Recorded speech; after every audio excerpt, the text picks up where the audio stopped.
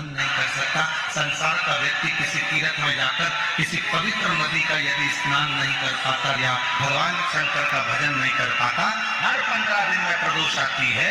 यदि एक प्रदोष को भी भूल से भी एक बेलपत्र या जल या चावल का दाना अगर शंकर को प्रदोष काल में समर्पित कर देता है या प्रदोष का व्रत कर लेता है तो उसके 15 दिन तक लगातार उसे तीर्थ का फल प्राप्त होता रहता है, चाहे फिर वो मंदिर जाए ना जाए।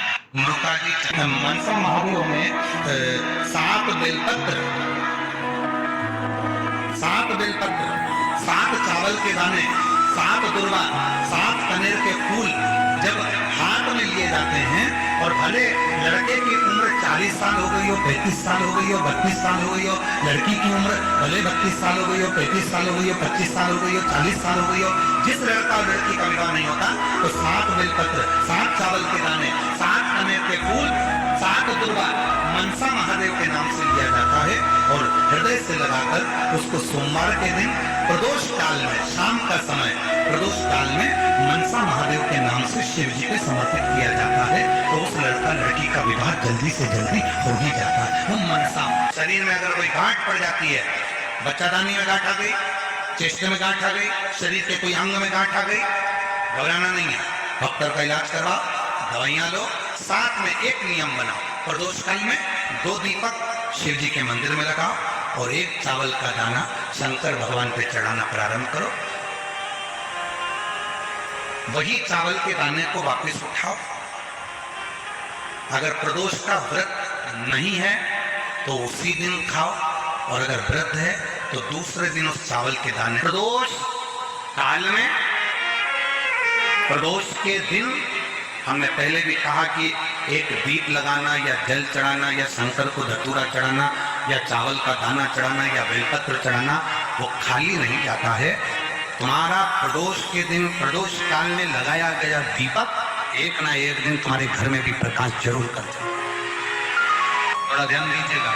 मान लो मेरे बेटा बेटी कहीं अप्लाई कर रहे हैं नौकरी के लिए या अन्य चीज के लिए, तो वो अगर बेलपत्री के मध्य बेलपत्ती और ये 2 पत्ती है, इस पत्ती के बीच की जो जगह होती है वहां यदि पीला चंदन और 1 चावल का दाना लेकर हरीश्वर महादेव का नाम लेकर शंकर के शिवलिंग पर प्रदोष के दिन अगर चढ़ा देते हैं तो वो बेटा बेटी जिस एग्जाम को दे रहा होता है अच्छी मेहनत के साथ, लगन के साथ, तो निश्चित है वो उसमें सफलता पाता जरूर। हरीश्वर महादेव, एक बार बोलो कौन सा महादेव? हरीश्वर महादेव। ध्यान करिए, सब जगह भटक ली है, सारी दुनिया में जाकर बोल आए, जगह जगह जाकर प्रार्थना कर ली, निवेदन कर लिया, तो भी तुम्हारा अगर कोई काम ना बने तब एक काम जरूर करना, 1 बेलपत्र, 1 शमी पत्र, 1 कनेर का फूल देवाधिदेव महादेव को प्रत्येक प्रदोष के दिन शिव जी को जल चढ़ाकर समर्पित करना प्रारंभ कर दो। 2 या 3 प्रदोष निकलेगी, मेरा देवाधिदेव महादेव तुम्हारी झोली खुशियों से भर दे निश्चित। 1 बेलपत्र, 1 शमी पत्र और 1 कनेर का पुष्प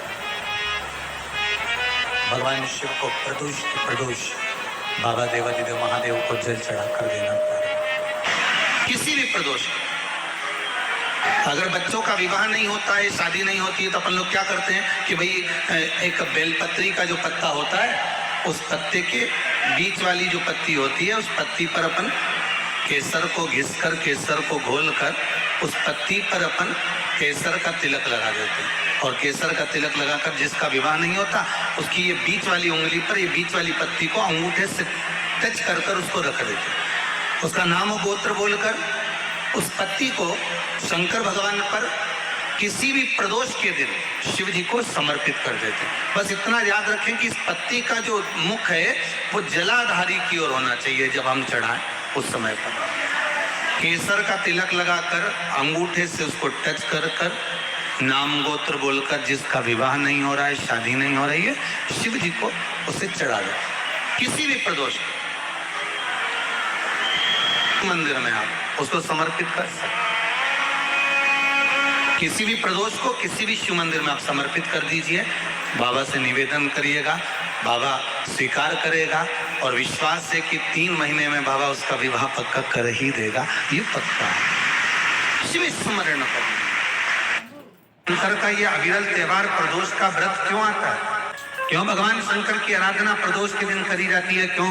कभी सोमवार होम प्रदोष आ जाती है, कभी गुरुवार का प्रदोष आ जाता है, कभी शुक्रवार का प्रदोष आ जाता है, कभी कोई प्रदोष आ जाता है। ये प्रदोष का व्रत क्यों आता है? उसका एक कारण है, भगवान शंकर प्रदोष का व्रत धारण कर कर फिर अगला जो दिन होता है उस दिन मेरे शंकर भगवान अपने सारे गणों के साथ नंदी, भृंगी, श्रृंगी, नर, गंधर्व, अप्सरा, किन्नर, देवता, पशु, पक्षी जितने भी होते हैं मेरे शिव सबके साथ बैठकर अपना महाप्रसाद ग्रहण करते। साथ बैठने पर हमारा क्लेश समाप्त होगा।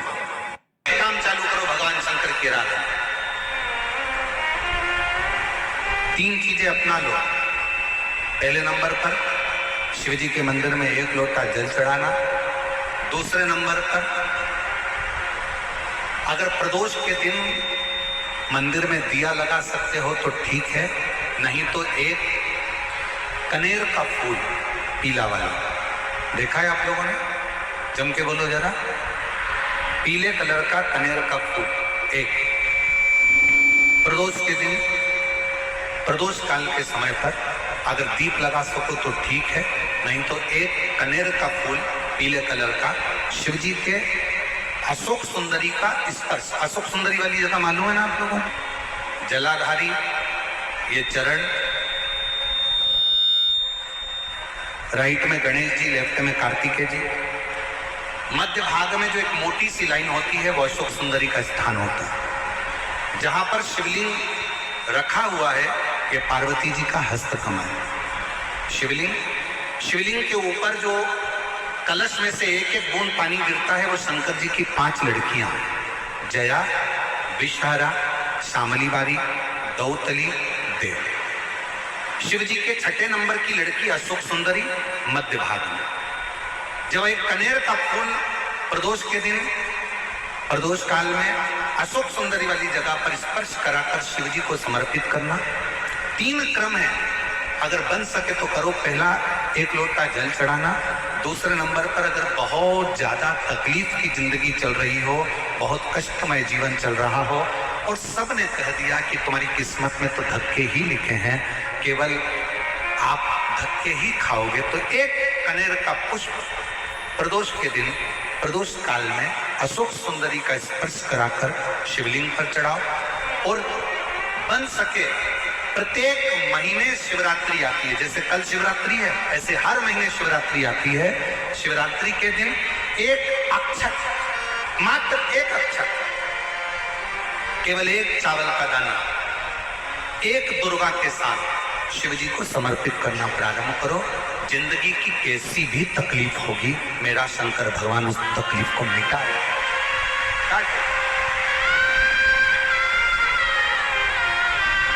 शिव की आराधना और दिल से बाबा को पुकारते रहो, श्री शिवाय नमस्तु, श्री, दिल से उसको विश्वास के साथ पुकारो। पार्वती जी के भाग्य में लिखा था कि इनको जो पति मिलेगा वो नग्न वेशधारी मिलेगा, जटाजूड़ वाला मिलेगा, भस्म रमाने वाला मिलेगा, पर उन्होंने, पार्वती जी ने शिव जी की आराधना करना प्रारंभ करी। और जब भगवान शंकर की आराधना करना प्रारंभ करी तो भगवान शंकर ही उनको पति के रूप में मिल गए। और जब स्वयं देव अधिदेव महादेव हमारे भाग्य में अगर आ जाते हैं तो बाकी के भाग्य की सारी रेखाएं अपने आप सीधी हो जाती।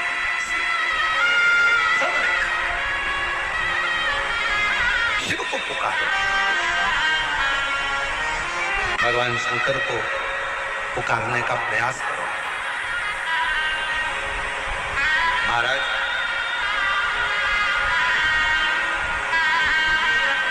शिव महापुराण की कथा एक बड़ी सुंदर बात कहती है, बहुत सुंदर। जिसके दिन खराब चल रहे हो ना, तुम्हें मालूम है कि तुम्हारा रिश्तेदार के दिन खराब चल रहे हैं, उसकी तकलीफ की जिंदगी चल रही है, उसको कष्ट है। हम जानते हैं कि दिल्ली वालों को इतना समय नहीं है, मुंबई वालों को इतना समय नहीं है, बड़े बड़े शहर वासियों को इतना समय नहीं है, पर शिव महापुराण की आज की बात को लेकर जाना। जिसके दिन खराब चल रहे हो, तुम्हारे रिश्तेदार, तुम्हारा कुटुंबी, मोहल्ले में किसी के दिन अगर बेकार चल रहे हो, बहुत कष्ट के दिन चल रहे हो, तो उससे कम से कम एक दिन में 2 बार जरूर मिला करो। क्यों? उसके दिन भले खराब चल रहे हैं, पर एक ना एक दिन मेरा बाबा उसका हाथ पकड़कर उसको उन्नति की सीढ़ी पर जरूर चढ़ा। अगर किसी के दिन खराब चल रहे हैं तो उससे 2 बार मिलो। अगर किसी का स्वास्थ्य खराब चल रहा है तो उससे 3 बार मिलो। चिंता मत करना, छोटी सी बीमारी है, ठीक हो जाओगे। चिंता मत करना, ऐसी बीमारियां तो आती रहती है, टेंशन मत लो। किडनी खराब हुई है, लीवर बेकार हुआ है, शुगर हो गई है, थायराइड हो गया, कैंसर हो गया, क्यों चिंता करते हो? 3 बार मिलो। किसी के दिन खराब चल रहे हैं तो 2 बार मिलो, किसी का स्वास्थ्य खराब है तो 3 बार मिलो। और घर में अगर बुजुर्ग माँ बाप हैं और उनके प्राण छूटने का समय है, तो शिव पुराण की कथा कहती है उनकी सेवा में 24 घंटे लग जाओ। शिवलिंग का निर्माण करते हैं। जिसके घर में वंश नहीं बढ़ता, 20 साल, 25 साल, 15 साल, 12 साल हो गए हों, और जिसके घर में बच्चा ना हुआ हो, हम उनसे भी निवेदन करेंगे कि प्रत्येक प्रदोष, प्रत्येक शिवरात्रि, हर महीने प्रदोष आती है, हर महीने शिवरात्रि आती है, प्रत्येक शिवरात्रि, प्रत्येक प्रदोष को आप मिट्टी के अंदर मक्खन या गाय का दूध या गाय का घी, देसी गाय का मिलाकर शिवलिंग बनाकर उसकी पूजन करना प्रारंभ करें। 1 साल पूरा नहीं होगा, भले 20 साल हो गए होंगे, पर आपका गर्भ जरूर फेरेगा, ये निश्चित। भले 20 साल हो गए, 22 साल हो गए, 25 साल हो गए, डॉक्टर ने मना कर दिया नहीं होगा, फिर भी आप बाबा पर भरोसा, बोल बम का नारा है, बाबा है। आप विश्वास के साथ शिव की आराधना करिए। गाय, देसी गौ माता का दूध, मक्खन, घी, ये हमारे मिट्टी के अंदर मिलाकर जब हम शिवलिंग का निर्माण करते हैं तो हमारा वंश बढ़ता है। दूसरा, भस्म। दूसरी चीज क्या है? जम के बोलो जरा पीछे वाले भी, और जितने आसपास के जितने 5 पंडालों में जो बैठे हैं, जो अलग से पंडाल लगाए गए हैं, उनमें भी जो भरे बैठे हैं, इधर के पंडालों में पीछे वाले, और जितने लोग रोड पर बैठे हैं, जितनी दुकानों के अंदर, जरा सावधानी से सुनना। ये पार्थेश्वर शिवलिंग कथा आपको बाद में नहीं मिल पाएगी, बड़े ध्यान से सुनना। ये अपनी जिंदगी बनाने के लिए माँ पीताम्बरा ने अपने धाम में करवाई है, अपने जीवन को कृतार्थ करने कार्य का। दिल से सुन लो उसको। पहले नंबर पर है मिट्टी में मिलाया गया मक्खन, घी या दूध। दूसरे नंबर पर है, जम के बोलो जल्दी से, भस्म। ये दूसरे नंबर पर भस्म का प्रयोग। शिवलिंग का जब निर्माण करे, पार्थिव शिवलिंग जब बनाए, मिट्टी में थोड़ी सी भस्म जरूर मिलाए। भस्म किस चीज के लिए होती है? भस्म किसके लिए धारण कराई जाती है? तो महाराज, शिव महापुराण की कथा कहती है, जब शरीर में कोई बड़ी बीमारी आने वाली होती है, आप एक साधारण सा प्रयोग कर देखिएगा अपने जीवन में। एक साधारण सा प्रयोग, जब आपको लगे कि डॉक्टर ने बोला है कि कोई बड़ी बीमारी का चांस बन रहा है, कोई बड़ी बीमारी होने वाली है, आप शिवलिंग, ये जलाधारी, ये जहां से जल बहता है, गणेश जी का स्थान, कार्तिकेय जी का स्थान, बीच में एक मोटी सी लाइन अशोक सुंदरी, शिवलिंग जो शिवलिंग रखा है, जो जलाधारी है, कि कोई बड़ी बीमारी ना निकल जाए। अल्ट्रासाउंड करा रहा है, एक्सरे करा रहा है, उससे पहले घर में अगर थोड़ी सी भस्म रखी है, उस भस्म को जब आप जल चढ़ाने के लिए शिव जी के मंदिर में जाओ, हॉस्पिटल में दिखाने के लिए जांच कराने जाओ, उससे पहले एक काम जरूर करना, शंकर भगवान का जहां शिवलिंग रखा है उस शिवलिंग के पास में भस्म का लेपन कर कर देवादिदेव महादेव पर एक लोटा जल समर्पित कर कर उसी भस्म को अपने कलेजे पर, अपने हृदय पर लगाकर देवादिदेव महादेव का पंचाक्षर मंत्र नमः शिवाय, षडाक्षर मंत्र ओम नमः शिवाय या श्री शिवाय नमस्तुभ्यम बोलकर फिर आप जांच के लिए चले जाओ। कोई बड़ी बीमारी तुम्हारी जिंदगी में निकल ही नहीं सकती। भस्म भस्म हो, भस्म का काम क्या? हमारे रोग को, हमारी बीमारी को, हमारे आने वाले जो रोग हैं, जो बीमारी है, जो तकलीफ है, उसको समाप्त करती है भस्म का।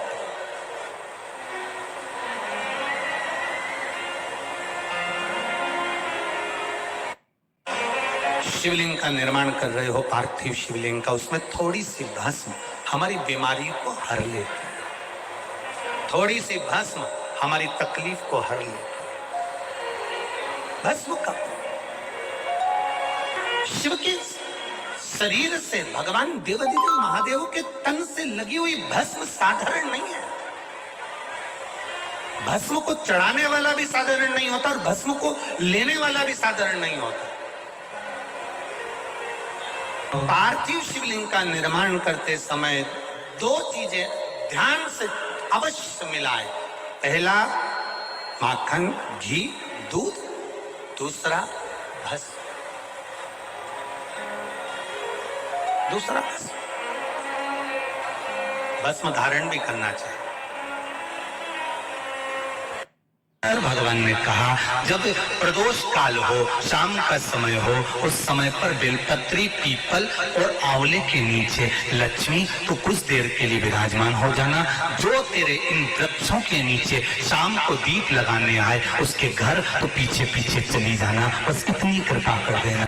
बुधवार की प्रदोष पड़ती है, उस प्रदोष पर, प्रदोष काल में अगर एक आधी चम्मच भी गौ माता का दूध मिल जाए, एक छोटी सी कटोरी में सीधे हाथ में दूध और उल्टे हाथ में दूध, जल का पात्र या उसी पात्र के ऊपर दूध का पात्र रखकर हाथ में लेकर जो शंकर के शिवालय में देहली पर खड़ा होकर शंकर से अपनी कामना कर कर शंकर के मंदिर में जाकर दूध अशोक सुंदरी वाली जगह पर चढ़ाकर जल शंकर के शिवलिंग पर जो समर्पित कर देता है, देवादिदेव महादेव उसकी कामना पूर्ण कर देते। काशी में जगेश्वर महादेव है। जगेश्वर महादेव काशी में विराजमान। कभी आप लोगों में से कोई गया होगा, स्मरण रखिए। काशी अगर कोई गया, एक होता है शमी का पौधा, एक होता है मंदार का पौधा। मंदार जानते हैं सब लोग? बोलो तो जम के। सफेद आंकड़ा भी इसको बोलते हैं, मंदार भी इसको बोलते हैं। मंदार का पौधा और एक होता है शमी का। कहते हैं जिस व्यक्ति की जिंदगी में केवल घाटा ही घाटा लिखा हो, दुख ही दुख लिखा हो और कई साल हो गए हों किराए के मकान में रहते हुए या तकलीफ को भोगते भोगते परिवार में कहीं सुख है ही नहीं, दो पौधे को याद रखना। और दोनों पौधे की कथा हमने पूर्व में सुना चुके, मंदार और शमी। दोनों की कथा सुनिए कि ये कौन से मुनि थे, कौन से ऋषि के बेटे थे, ये मंदार और शमी किसके पुत्र थे, सब कथा सुनिए। आप YouTube पर सर्च करिएगा तो आपको कथा पूरी मिल जाएगी। आप इसको सुनिए। जिसकी जिंदगी में दुख ही दुख लिखा, कष्ट ही कष्ट लिखा, परेशानी परेशानी लिखी, तो मंदार और शमी ये दो पौधे ऐसे हैं जो जीवन में सुख प्रदान करते हैं। एक नियम बना लो, 12 महीने शिवरात्रि आती है, हर महीने शिवरात्रि पड़ती है, महीने में 2 बार प्रदोष पड़ती है। या तो प्रदोष का नियम बनाओ या शिवरात्रि का नियम बनाओ। एक काम करना चालू करो, थोड़ी सी मिट्टी शमी के पेड़ के नीचे की और थोड़ी सी मिट्टी मंदार के पौधे के नीचे की, दोनों को लाओ, अच्छा मिलाकर उसका एक शिवलिंग का निर्माण करो और उस शिवलिंग का पूजन प्रदोष काल में शाम के समय शिवलिंग के सामने 2 घी के दिए जलाकर जैसी घर में पूजन करते हो वैसी की वैसी पूजन करो, आरती करो, थोड़ा सा भोग लगाकर निवेदन कर कर उस शिवलिंग का बाद में विसर्जन करो। 5 या 7 प्रदोष कर लो या 5 या 7 शिवरात्रि कर लो, आपको किसी के आगे हाथ नहीं फैलाना पड़ेगा। मेरा देव अधिदेव महादेव स्वयं भंडार भरना प्रारंभ कर, स्वयं शिव भंडार भरेगा। मंदार और शमी के वृक्ष के नीचे का वो फल होता है जो सुख देगा, जो सुख देगा।